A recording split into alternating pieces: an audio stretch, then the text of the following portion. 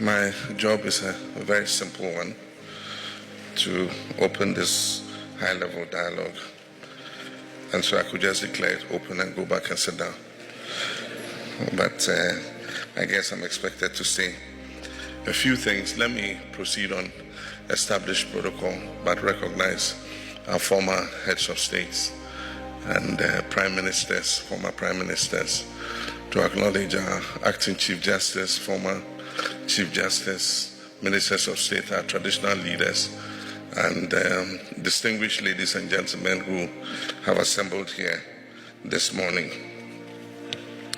It's with profound honor and heartfelt warmth that I welcome you all to Accra, the historic capital of Ghana, the cradle of Africa's independence struggle, and the spiritual home of Pan-Africanism. And our foreign minister added, welcome to the center of the earth. He didn't go on to explain why, but it's that the meridian and the equator intersect in Ghana's territory, and that's why we say it's the center of the earth.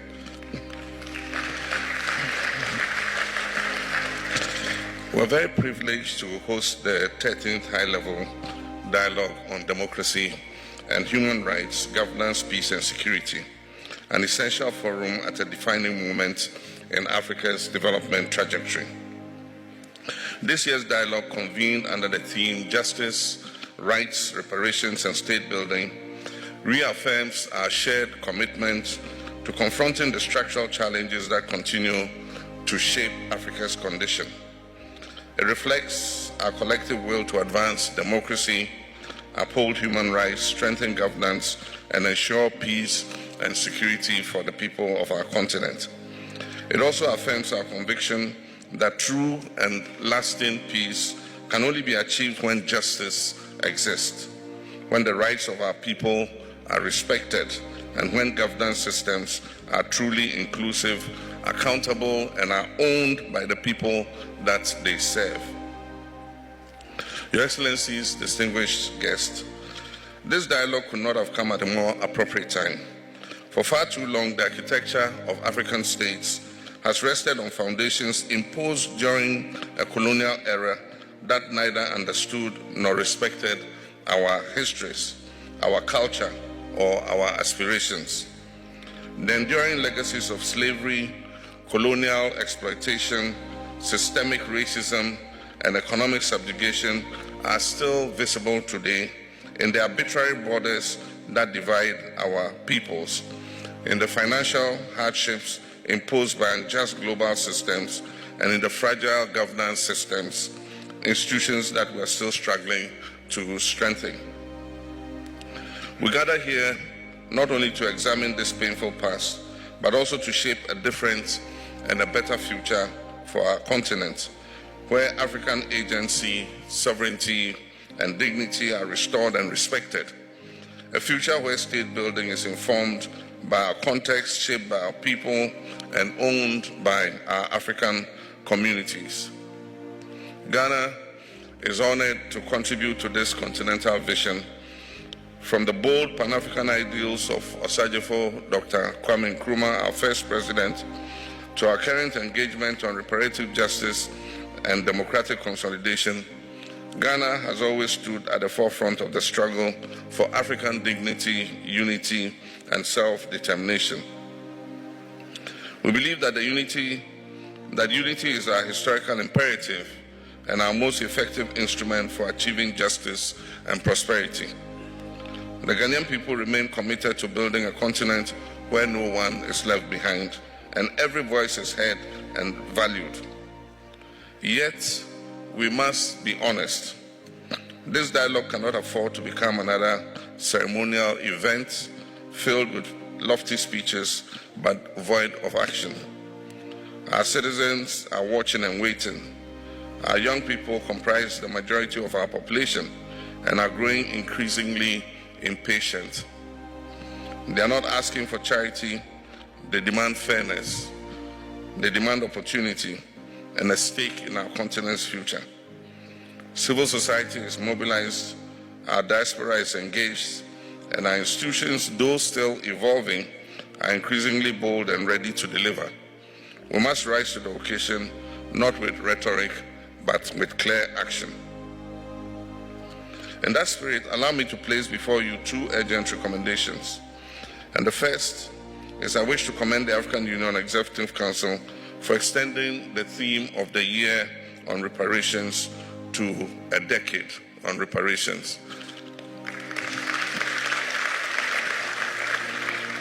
And so from 2026 to 2036 has been declared as the decade of reparations by the African Union.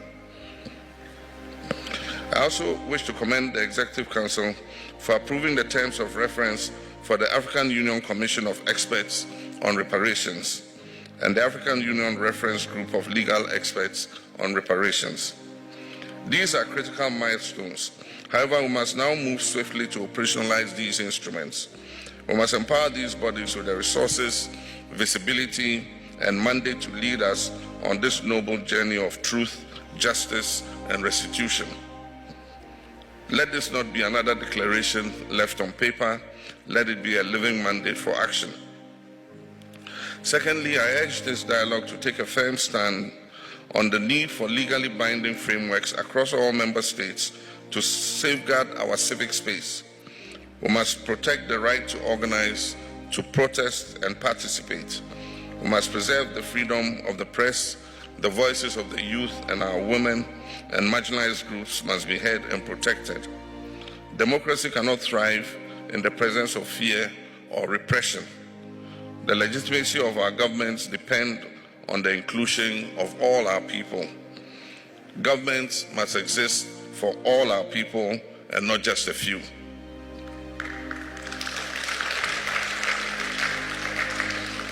Equally important is the need to prioritize political education as a pillar of state building, widespread civic disengagement is not simply a matter of apathy. It is often the result of exclusion, mistrust, and systemic failure. And therefore, we must integrate political and civic education into our school curriculum. We must encourage public engagement through national dialogues and community platforms. And we must ensure that our democratic institutions speak a language our citizens understand and trust. Democracy must be more institutional. It must not be just institutional, it must be relational. It must be rooted in the daily lives, experiences, and expectations of our people. This dialogue must be remembered as a meeting of minds and a moment of continental reawakening. We must boldly pursue justice for our past, present, and future generations. Justice must inform the institutions we create, the policies we enact, and the leadership that we embody. This is not a romantic notion. It is a practical and achievable goal if we are united, determined, and courageous to pursue it. And so let us make this dialogue count. Let us not merely reflect, but let us act. Let us speak of Africa's potential and realize it in our lifetime. On this note, it is with deep conviction and hope for our collective future that I have the honor and privilege of declaring the 13th High-Level Dialogue on Human Rights, Democracy, and Governance officially opened. Akwaba.